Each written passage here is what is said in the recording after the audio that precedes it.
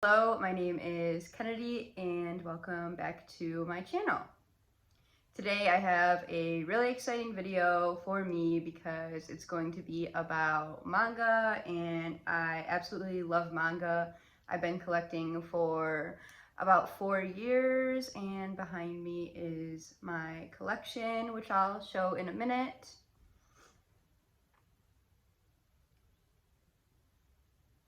Manga is something that I never thought I would be into, but after reading one called Dead Man Wonderland, I just fell in love with it and haven't stopped collecting since.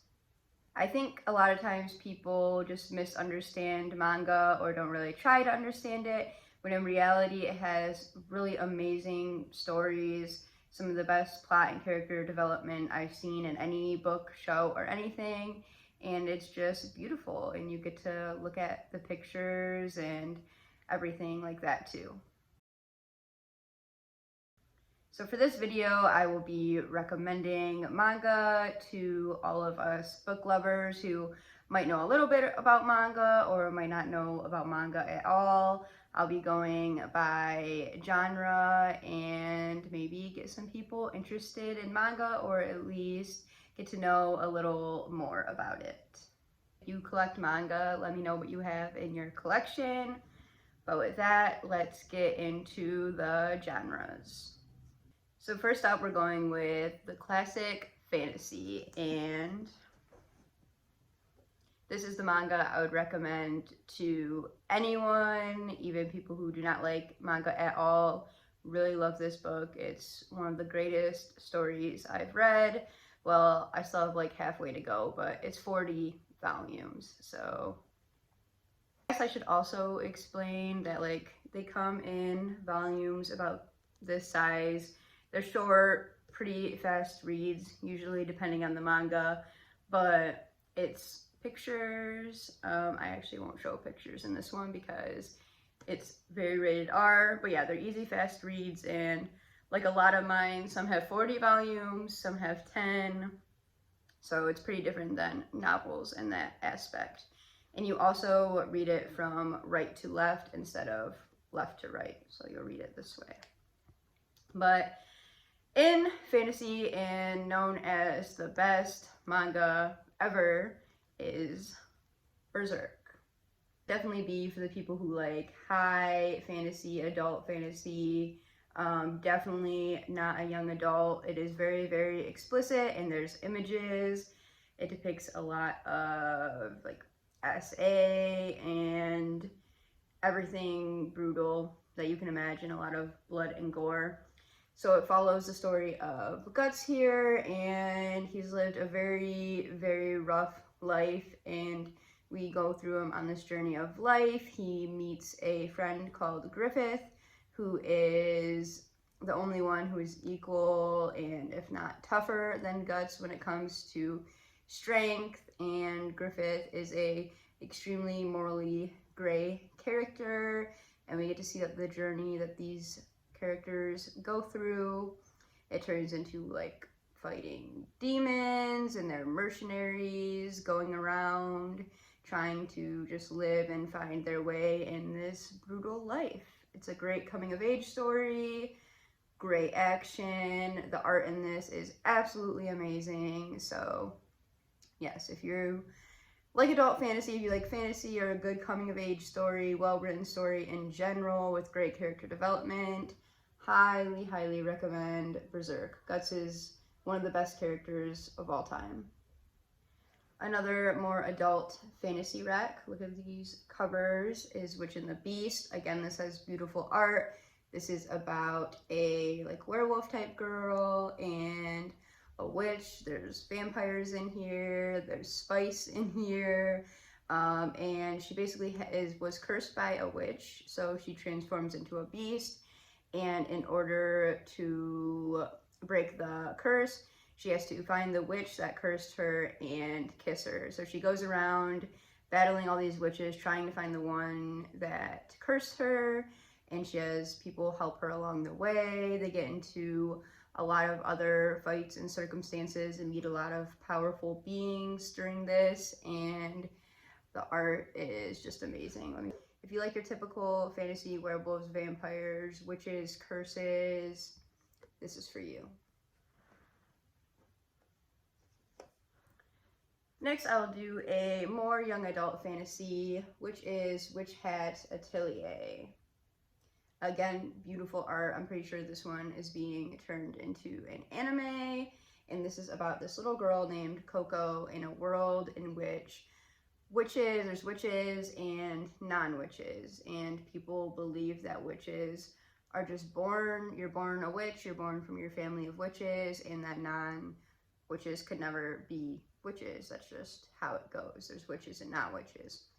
But Coco is a human and loves witches, always wants to be one. She discovers a secret that in fact humans can be witches, and they just hide that fact from humans for obvious reasons. They do not want everyone to have incredible powers, but Coco stumbles upon this secret and herself becomes a witch. So she finds this man who runs classes for young witches, and she lives in this little house with the little witches, and they make spells, and she's just learning to live in this world while holding her secret that she is a human, because she can get in trouble if it is found out that she's a human who knows the witch's secrets. So it's very cute. Again, the art is amazing. The magic is very cool. And there are also dark parts of it, like dark witches who want to do spells that have been banned, and these witches are coming after Coco. So there's a lot going on in this book, but it's very cute and very pretty to look at. Next, we will do psychological thriller, and for this, my friends, I will introduce you to a mangaka named Shuzo Oshimi. He is classically known for these crazy psychological thrillers that just give you a complete mindfuck on every single page. He has many series out now. I have 3 of them on that shelf back there, and I'll explain to you 2, but really any Shuzo Oshimi work is just going to blow your mind and very fast paced. If you like thrillers, you're gonna love him. So this story, Blood on the Tracks, focuses on the mom and her son and their weird relationship. Very overprotective mother, to the point where a lot of people think it's weird, even everyone else in the family. And the child kind of doesn't realize this, but as he grows up, starts to realize more so how damaging his mother has been to him. I can't really spoil anything, but something pretty crazy happens, and the son has to choose like who his alliance is towards, if he's going to stick with his mom even though she did something bad, or kind of try to find his own path. And the mom may or may not like that. So this is a very, very crazy story. It's really popular right now for everyone who likes thrillers and just an insane page turner. I'll read this in like 20 minutes usually. He also has this crazy way of, through his art and the images, making you feel what he wants to feel. Like you can feel dread just by the picture of a character. I get scared. I get extreme anxiety whenever I'm reading his works, which is really crazy that a book can make me feel that way. So the next one, which is my favorite of his, is called Happiness, and it is about a boy who wanders the street at night and gets attacked by a vampire and becomes one himself, and he tries to live this secret life of fighting off his urges while also kind of liking being a vampire and going out at night with this girl who bit him, and their kind of romance that goes on, hiding from his family and struggling internally on what to do. And this one gets pretty dark. There's a lot of violence that happens. Obviously, it's vampires attacking people. Again, none of these books are like young adult. They're pretty rated R, but yep, that is Happiness. For mystery, we are going to go to my favorite mangaka, which is Shuzo Oshimi, and this is Pluto. This is about a world where robots are living in the world amongst humans, and they help do daily things, but they also get married to each other and have dogs and children, and it's just peaceful in this world with them. There are 12 robots made from 12 extremely smart scientists, and they are like the most powerful, intelligent robots out there. And again, they're very helpful, very nice to humans, but they start getting murdered, and their scientists that made them getting murdered as well.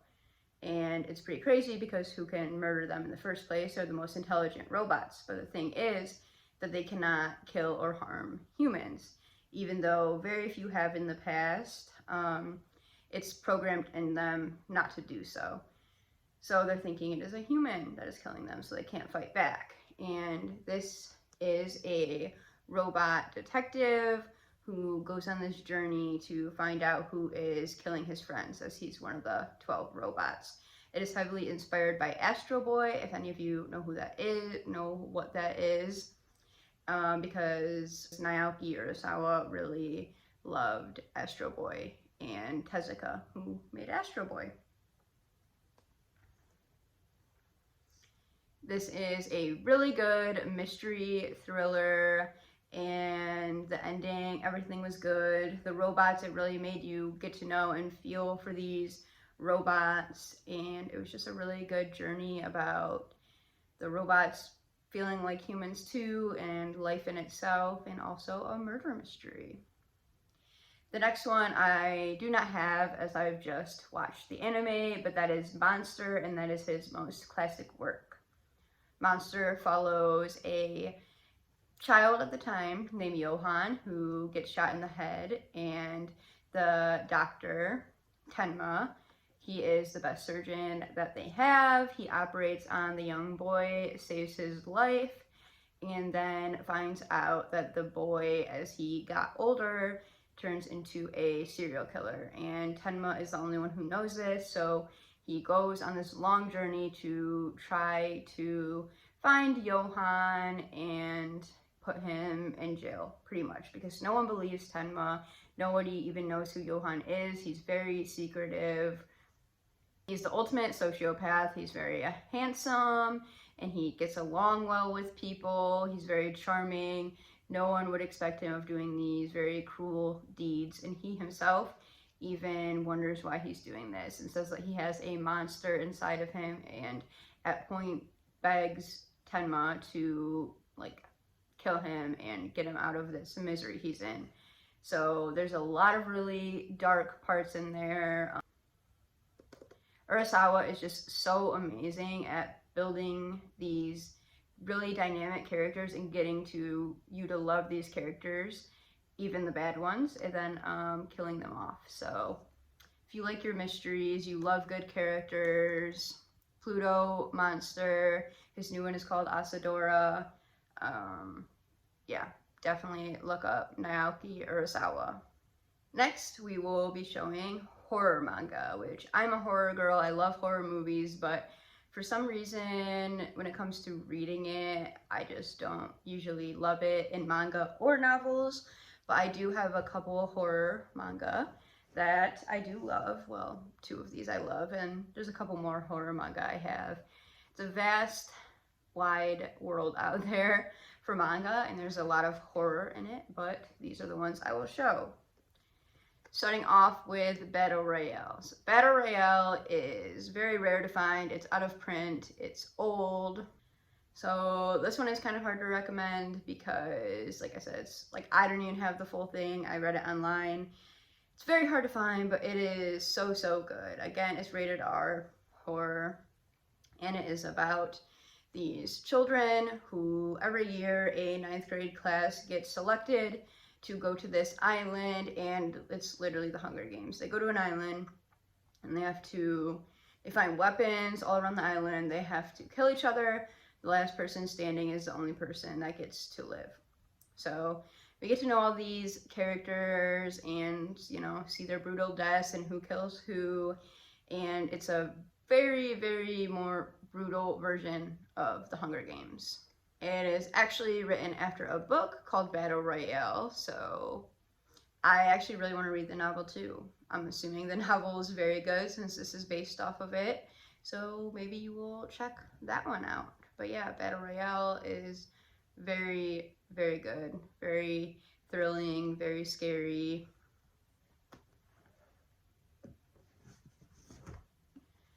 Next, I only have one, Junji Ito. Junji Ito is known as the master of horror manga.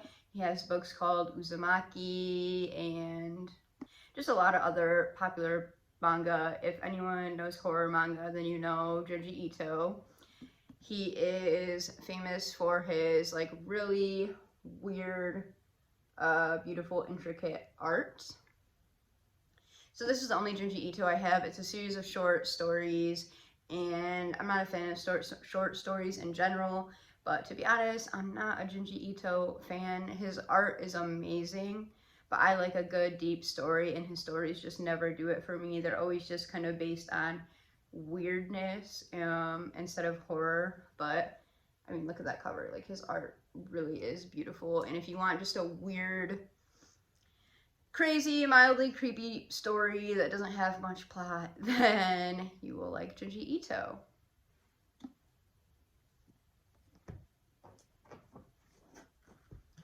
Lastly, for my horror recs is one that I really love, which is The Drifting Classroom by Kazuo Umezu. These books are thick. There's 3 of them. Yeah, they're huge, but they're really, really cool. They make like a picture on the spines. So Drifting Classroom is about an elementary school that gets warped into the future, and the future is barren. There's like man-eating bugs and monsters, rarely any food. It rains like poison rain, and just everything is coming down to like kill these children. Very rated R again, and the children have to learn to survive. There's a couple of teachers, but for the main part, they're trying to survive on their own, and they turn to some pretty crazy ways to find food, if you know what I'm talking about. And there's one kid in particular who is our main character, and he always tries to be brave. He's trying to help everyone, and he finds a way of communicating with the past and with his mom, and it's just a very terrifying, sad, yet like heartfelt story. And it also gives us a message about what the earth will become if we keep messing it up like we are. And yeah, this is definitely a horror story. Next up, we have my favorite genre alongside fantasy, which is sci-fi. And the king of sci-fi manga is Gantz, this big brick. Mine is still plastic. I read a lot of it online, and I'm slowly collecting them so I can binge them. There's 11 of these volumes, so this is called an omnibus. It's like a 3-in-1 volume. But anyway, Gantz follows character Kai as him and his friend die at a subway station. And when they die, they end up in this room with a bunch of other people who had died. And there's this big ball or orb in the middle of the room that calls itself Gantz, and basically gives them this suit and these weapons and tells them that they need to go out. It gives them like a bounty, a picture of this person or alien or crazy thing they have to fight, and they have to go out and kill it. And by how many hits they get on it, or if they kill one of the wanted people, then they get points. And if they reach 100 points, then they get to go back to the world of the living.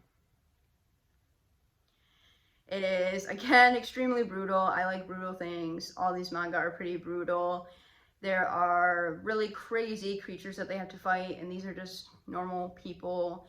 and they have these suits that can make them more powerful, but there's still usually no match for these crazy people. And the people that have died in there also will backstab each other, and they're only wanting their own gain, you know? So there's a lot of death. A lot of these characters die, and once you die already in the game, then you're done. You cannot come back to life. You have no chance. So their only way out is to get 100 points by any means necessary. It's also pretty funny, like Gantz will always roast them. He'll change their names on there to like idiot or ugly boy or something, or tell them how shit of a job they did at killing that specific creature. So it's funny, extremely action-packed. There's a lot of friendships, betrayals, romances that happen. And yeah, it's just a really, really interesting concept with cool weapons, cool villains, and a lot of death and gore. The next one is a newer one. It's like a psychological type sci-fi, and it is called Summertime Render. It is about this girl, and there's this island where there are shadow people. It's basically a clone of yourself, and they have to kill their clone in order to become fully human and not a shadow anymore. So this girl gets killed by her shadow, and her best friend, who wasn't on the island previously, comes to the island for her funeral, discovers all this about shadow people, and he basically kill the shadow people, bring her back to life, and every time he dies, he goes back in time to when he first goes on the island.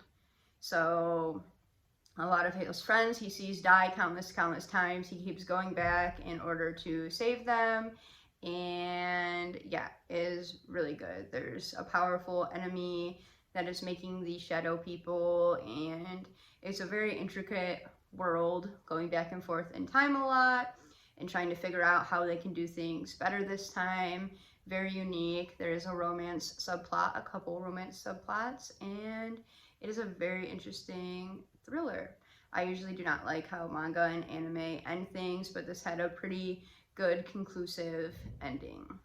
Also following the sci-fi genre, and one that will make you cry if you're a crier, we have Baccano Rs, which again is a very hard manga to find, not gonna lie, but it does have an anime too. It follows these children who are forced to go into these mechs and pilot them to fight, and they die a lot. You get to know these children and all of their hopes and dreams, and they will die, and they know that they're going to die, and it's a very sad yet beautiful kind of experience. So if you want something to make you cry, Baccano Rs. For historical fiction, we are going to go with my favorite manga of all time, along with Berserk. I go back and forth, it's really hard to choose, but Vinland Saga has an anime too. Anime is amazing, but this story truly has some of the best character development I've ever seen in anything. It has great action, great politics. We follow Thorfinn, our main character. He was born in Iceland, and his dad was this really prominent war Viking. In ways that I do not want to spoil, Thorfinn kind of becomes thrust into this world of Vikings and fighting when he is only 6 years old, and he basically grows up as a Viking. Leader is a man called Askeladd, and Askeladd is one of the best villains that I have ever seen. He's such a great character, and although Thorfinn hates him, he's weirdly like a father figure to him as well. So we go on the journey of Thorfinn as he battles a lot of inner conflict and does some things that later on he might not agree with. So pretty much we follow Thorfinn and his band of Vikings going through wars, ways to kill their enemies in a certain way, or make people who they want to be in power get into power. Again, a lot of politics and a lot of war. There's a lot of brutal scenes in this, as always, and it really depicts the real Norse and Viking lore. The mangaka Makoto Yukimura heavily researched Vikings. He was really into them and into everything that they did, how they took baths, what they ate. So it's all in here, and they'll give little tips about the real Vikings. A lot of characters in here are also based off of real Vikings. I did a whole research thing about them just for fun, and I learned that a lot of the story in this and the kings, the Vikings, they were actually based off of real life Vikings and characters. Thorfinn himself, the real Thorfinn, has like a statue and everything and a coin with his name, and there's Prince Canute and King Sven, and a lot of it is real and what happened. And this, they'll say this country took over that one, this king was in command of this country at this time. So it's very cool, very interesting. If you like Vikings, you like war, battles, politics, this is for you. And again, some of the best characters and character development I've ever seen. Lastly, I will talk about light novels, which are pretty much novels and not manga. I don't even know why they're called light novels, because they're usually around 250 to 350 pages. This one's pretty thin, but some are almost 400 pages, so they're not exactly light. But yeah, they're real novels. Read them normally, but they just have pictures every once in a while, like this. So this one is one of my favorite stories ever. Novels, manga, anything. I just love this story, and it is called 86. 86 is about a world in which one country wanted to fight another country, so they made these non-piloted drone machines that would go to war with them.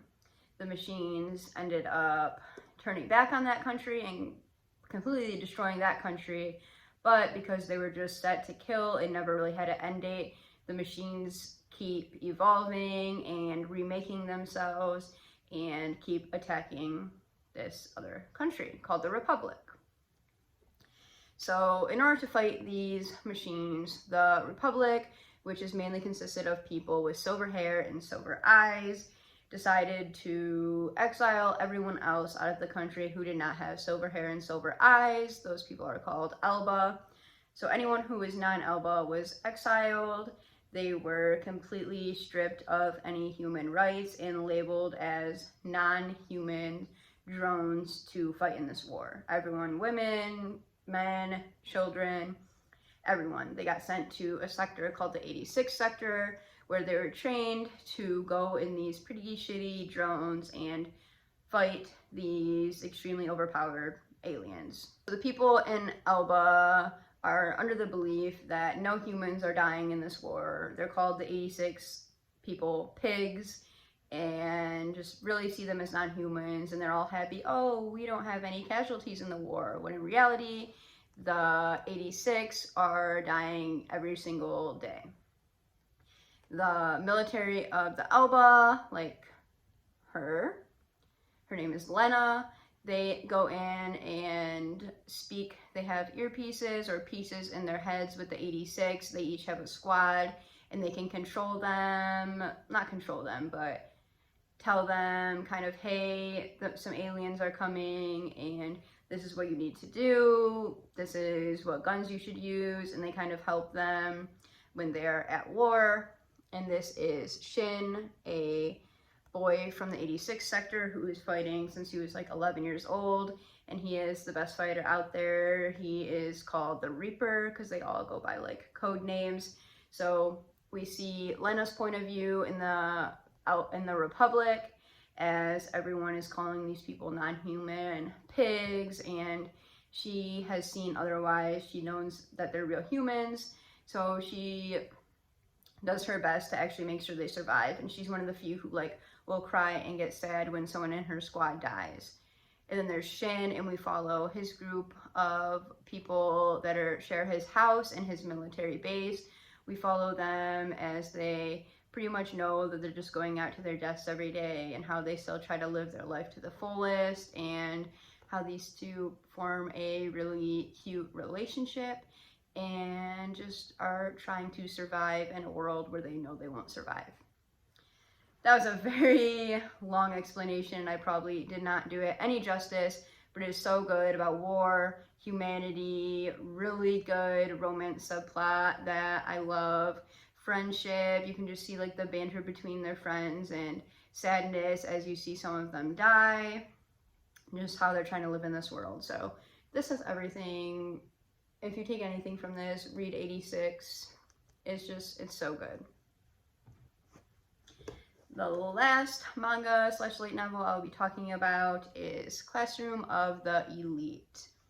Classroom of the Elite is about this boarding high school where kids go, and it's very unique in that after their interview is done, they get separated into ranks A, B, C, or D based on many things such as academics, athletics, and how they are socially. So someone can be in the D class, they're extremely smart, like a genius, but they lack social cues and athletic abilities. So the A class and B class pretty much have it all. C's and D's are struggling. What is also unique about this school is that once they're there, they cannot communicate with the outside world at all, not their families, friends, anything. Everything is in the school, and it's all based on a point system of how they do in class, how they do in tests, and how their class does in tournaments when they have versus other classes. What they buy at the school is also from points. So if you do bad on the tests, like you might not be able to get food, or you have to be asking someone for food, or get points in another way. So it's just very intelligent, like mind games. There's a lot of competitions between the classes that are very, very interesting. And we follow a main character, Ayana Koji, who is in class D, but he has a lot of secrets up his sleeve, and he makes it so that he's always average. He doesn't stand out. He'll purposely get C's. He purposely stays out of drama, although he secretly has this really dark and smart side. He's definitely a diamond in the rough in the D class and has motives for why he needs to stay at this school, so he does what he can to make sure class D comes on top, and it is really, really good. Hi, I also just wanted to mention that there is so many romance and comedy mangas out there. That's just not really my style. I'm not a romance person at all, or comedy when it comes to books, but there are a lot of good romance and comedies out there. There's also a lot of BL and LGBTQ representation. Maybe not a lot, but it's getting better, and I have a couple I've just kind of started getting into it and really enjoy it. So there's something out there for everyone. Just look at manga from genre and you should be able to find something you're looking for. Also, just look at these figures here. Look at this. When are us book girlies gonna get, I don't know, maybe there is some. Is there figures from book characters? Like, I want a Zayden Royerson figure, please. They're so cool, and they have them for every character. I want some book figures. I'm sure maybe there's Funko Pops, but I want some figures like that for our book boyfriends or girlfriends. So this ended up being a pretty long video, but I have such a passion for manga, and I have a lot more manga that I did not discuss here, so I'll probably end up doing a part 2 eventually. But I'm really loving all of the booktubers on here who talk about manga. It just makes me so happy because I love it so much, and now I found another love for reading novels, so my obsessions are getting a little too much to handle at this point. but we can love both manga and novels, and hopefully more people keep getting into manga, which was the purpose of this video. So let me know if any of the manga I talked about here interests you, or if you have any questions. And if you read manga, let me know your favorites, and I'll see you in the next video.